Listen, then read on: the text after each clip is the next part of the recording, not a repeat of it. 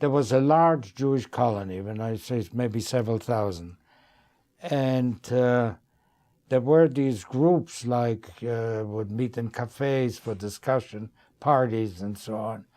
And it was a very active social life, as I remember, because some of those people came also to Palestine.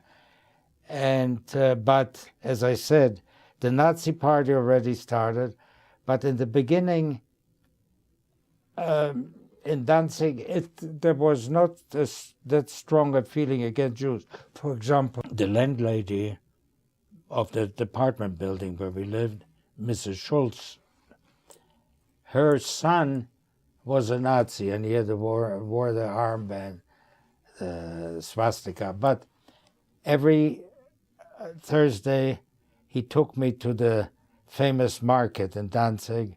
I rode with him in his truck, and I would bring home a live fish, usually a carp, that would swim in the bathtub, and the next day it was fixed for dinner, for Friday night dinner. So there was an undercurrent of anti-Semitism, but it was not felt on a daily basis.